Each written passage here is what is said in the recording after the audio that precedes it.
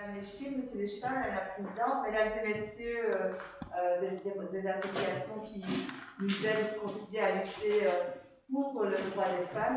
Je vous accueille ici à l'hôtel de ville avec beaucoup de plaisir. Je ne vais pas dire un trop long mot parce que Madame Lambert, qui est l'échue de l'égalité des chances, a préparé un mot du tout. Simplement vous dire qu'il était important pour moi, comme bourgmestre femme, première femme bourgmestre de Verdier, d'être présente ici ce soir comme chaque année. On se rappelle avec Sophie qu'à l'exception de l'année passée, depuis presque 15-16 ans, on fait cette réception ensemble à des fonctions différentes, mais en tout cas on est toujours présent parce que c'est un combat, une lutte que effectivement quand on fait de la politique, on connaît encore davantage encore que quiconque de savoir que l'égalité dans le droit d'être acquise. Comme j'ai écrit ce matin sur mon mur Facebook, on a la chance dans notre pays, et principalement en Belgique, d'avoir un grand nombre de lois avec nous. Les lois sont passées, elles existent, mais le quotidien, par contre, la vie quotidienne nous rappelle à chaque instant, à chaque moment, que l'égalité entre les hommes et les femmes n'est pas encore présente, que le sexisme existe encore, et que même parfois nous-mêmes, les femmes, nous reproduisons par notre éducation, par des habitudes de vie, par cette masse de publicité qui arrive sur nous, des gestes qui nous sont défavorables, qui sont discriminants pour nous sans nous en rendre compte, ou parfois simplement, comme je le disais, par une éducation que l'on a reçue. Donc il est important aussi, nous femmes comme mamans, de ne pas reproduire ces comportements pour nos enfants, que ce soit pour nos garçons ou pour nos filles, afin que les générations futures arrivent enfin un jour à cette égalité dans nos pays. Alors, je le disais, dans nos pays européens, et surtout particulièrement en Belgique, on est vraiment bien servi au niveau des législations. Par contre, cette journée a encore aussi plus son sens que jamais dans le reste du monde, parce qu'il y a évidemment dans le reste du monde quantité, voire la majorité des pays où là, le droit des femmes, c'est encore vraiment un combat de tous les jours, où il n'y a vraiment aucune législation qui leur sont favorables, où il y a encore tous les combats à mener, parfois au prix du sang, parfois au prix de leur vie. On le voit même encore avec ce qui se passe en Birmanie pour le moment, mais on le voit aussi dans toutes ces pays où la religion est compliquée, les religions sont compliquées par rapport aux droits des femmes. Et donc, j'entends parfois avec tristesse à la radio des animatrices féminines qui ont l'impression que c'est la journée des femmes. Et elles se disent à quoi ça sert encore de faire une journée des femmes. Donc aujourd'hui, je sais que toutes les personnes qui sont ici dans la pièce l'ont rappelé, c'est pas la journée des femmes, c'est la journée de la lutte pour le droit des femmes et qu'il reste encore beaucoup de choses à faire pour y arriver, que ce soit dans nos pays, dans notre vie quotidienne et dans le reste du monde. Je n'en dirai pas plus, je dirai bien plein de choses, mais je vais laisser la parole à l'échelle de l'égalité des chances et je vous remercie en tout cas pour cette présence et les services pour cette visioconférence qui nous permet d'élargir au-delà de notre cercle restreint ici ce moment important du prix qu'on va remettre aujourd'hui.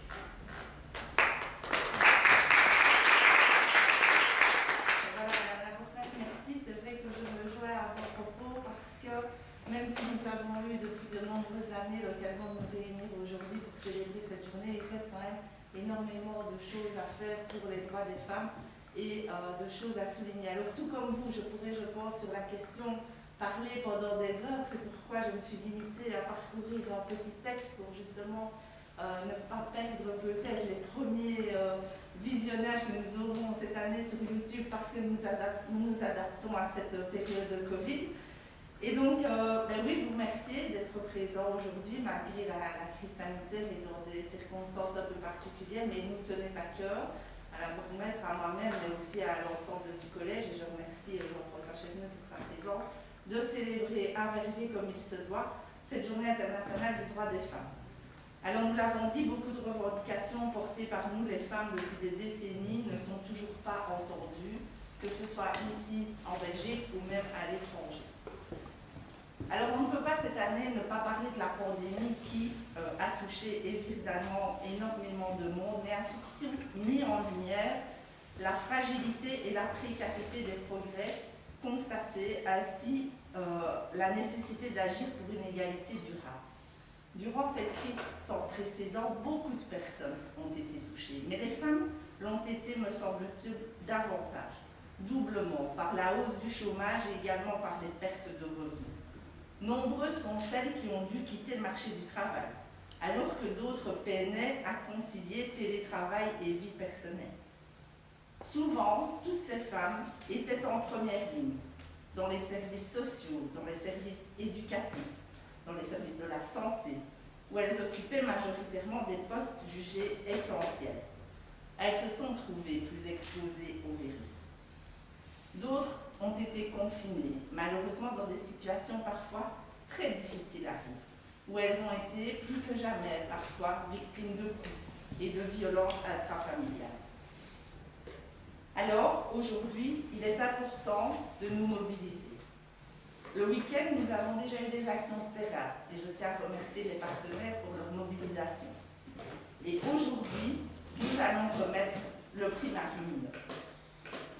Alors, le prix Marie Mineur, pour rappel, c'est l'occasion pour nous de mettre à l'honneur une femme verviétoise qui s'est distinguée par son engagement durant l'année écoulée et surtout par sa volonté de faire bouger les choses. Alors nous avions, comme chaque année, plusieurs lauréates et comme chaque année, nous avons à l'unanimité, et je m'en réjouis, choisi la lauréate de 2021.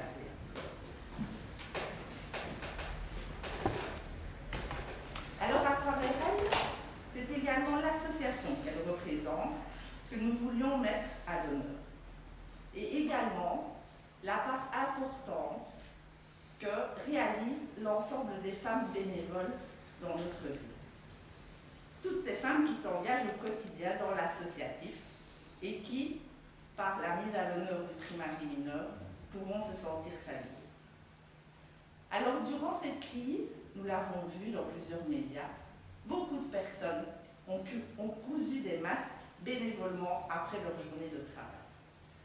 Ceci, me semble-t-il, est révélateur d'une société qui se repose encore énormément sur les femmes dans le monde associatif.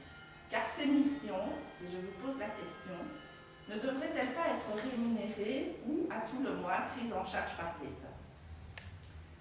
Nous tenons donc aujourd'hui, ce soir, à remercier ces citoyennes de l'ombre, ces anonymes de tous les milieux, de tous les horizons et de toutes les conditions sociales qui, par leur application, fournissent un travail gigantesque pour faire avancer le monde auquel nous sommes confrontés.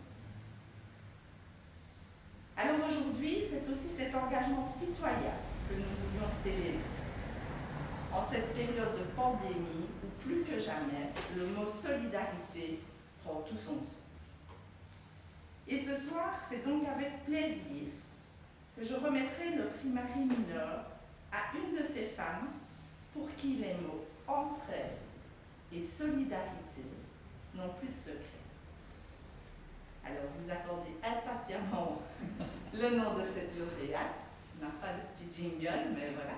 Donc ce soir, j'ai l'honneur de féliciter pour la remise du prix Marie Mineur 2021, Madame Jacqueline Petitfrère.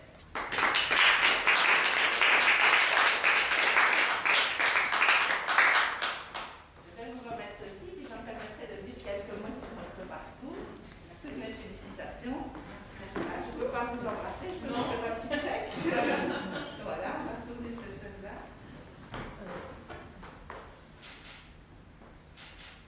Et Vélice aussi. Voilà.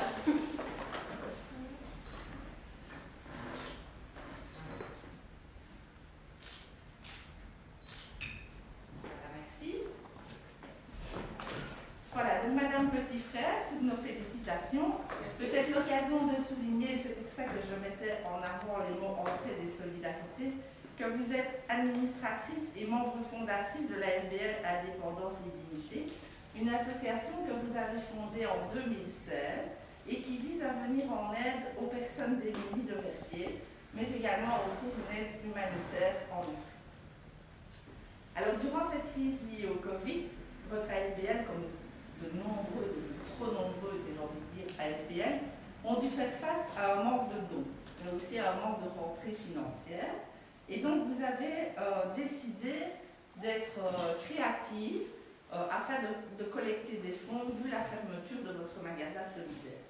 Et donc, comme alternative, votre parcours professionnel vous ayant peut-être un peu aidé, car je pense savoir que vous êtes une ancienne couturière, c'est tout naturellement que vous avez mis votre savoir-faire au profit de l'association et que vous avez commencé à coudre sans relâche des masques en tissu dans le but de les vendre. Et j'ai l'honneur aujourd'hui d'en porter un, ils sont parfaits. Alors, un masque acheté, c'était un repas offert. Et ce ne sont pas moi, de centaines de repas qui ont été distribués grâce à cette initiative. L'argent récolté vous permet aussi actuellement de distribuer chaque dimanche entre 50 et 70 repas aux personnes défavorisées et SDF de la région. Alors, je le disais, 2016, donc depuis 4 ans, vous et l'équipe de bénévoles que je tiens également à saluer, a distribué plus de 5000 repas. 5000 repas. Plus de 12 tonnes de colis. Plus de 1200 boîtes de Noël distribuées. Évidemment, derrière ces chiffres, ce sont des personnes et des familles que vous avez soutenues grâce à votre dévouement et votre envie furieuse d'un monde meilleur et surtout plus juste. Alors peut-être que la mise en lumière de votre action et de votre personne aujourd'hui va faire connaître davantage votre association, ce que nous espérons. Donc l'entrepôt solidaire, c'est aussi la seconde vie des livres, la confection de masques, les boîtes de Noël et d'autres idées qui ne manquent pas. Et donc aujourd'hui, Madame Petit-Frère, c'est avec beaucoup d'honneur que mes collègues et moi-même, et la présidente du Conseil consultatif des femmes, vous remettons au nom de la ville de Verviers le prix Marie-Mine.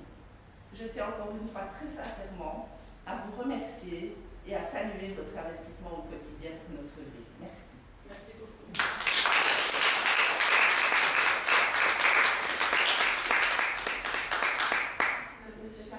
Merci Marie-Micheline.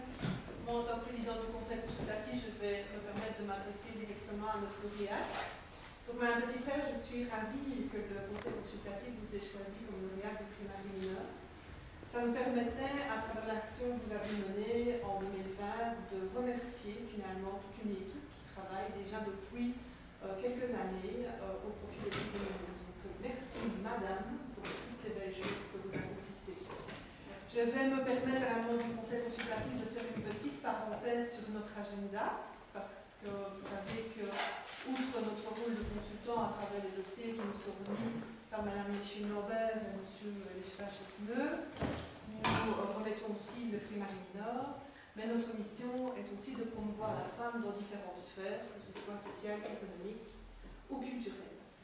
Donc nous vous donnons rendez-vous déjà au mois de septembre, dans le cadre des Journées du patrimoine, le 11 et 12 septembre plus précisément. Cette année, le thème des Journées du patrimoine, c'est femmes et patrimoine. Et donc le conseil consultatif vous prépare un circuit avec guide et qui mettra sur surprise des femmes à l'honneur. Rendez-vous également le 16 octobre dans le cadre de notre action Salon.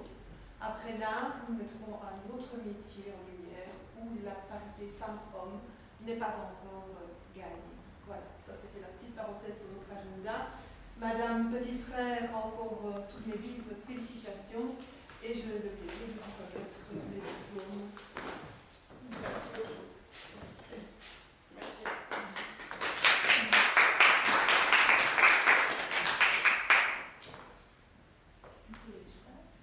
Et très brièvement, moi, simplement pour vous dire que je ne suis pas là uniquement que pour le quota, pour assurer une présence minimum masculine de cette assemblée, mais tout simplement parce que vous savez que les conseils consultatifs sont sous la houlette de Sophie Lambert et des cheminettes de Sophie Lambert, qui a eu une idée que je trouve une chouette idée, c'est de partager la présence des échevins au sein des conseils consultatifs avec, en l'occurrence moi, qui pilote la compétence de la participation citoyenne. Et c'est à ce titre-là que Sophie et moi, nous relayons une fois sur deux dans les différents conseils consultatifs.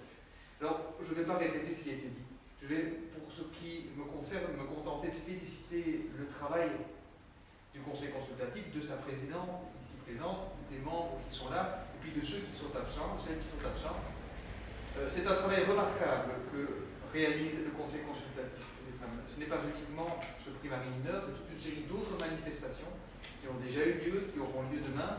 Et poursuivre l'implication des bénévoles, je trouve ça vraiment remarquable. Alors il est tout aussi remarquable dans les autres conseils consultatifs.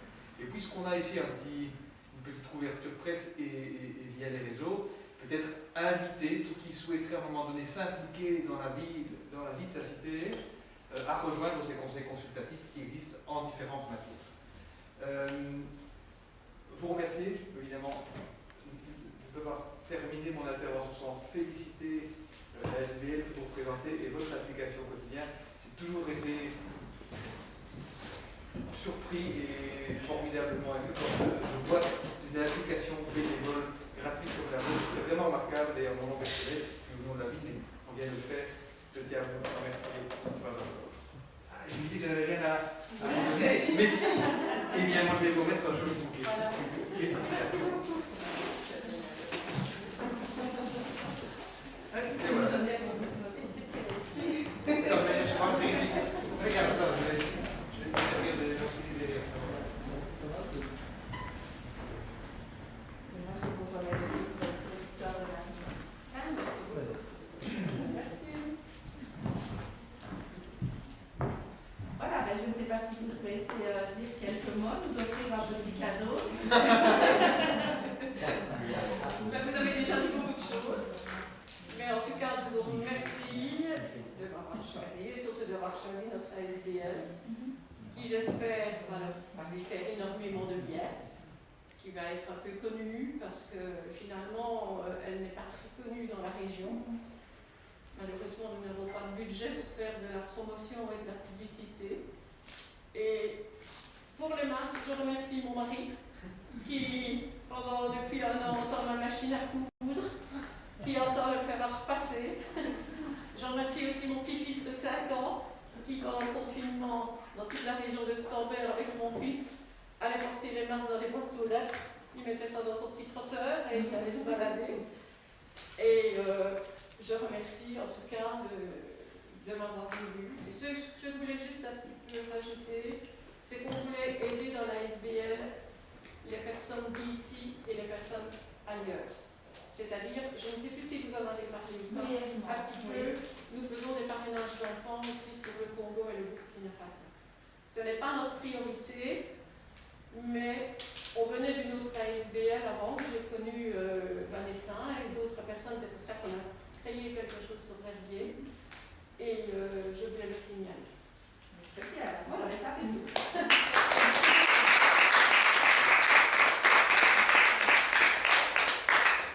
Monsieur, vous voulez ajouter quelque chose? Très bien, ce que je fais. Mais écoutez, si tout le monde s'est exprimé, il nous reste à signer le livre d'or ici.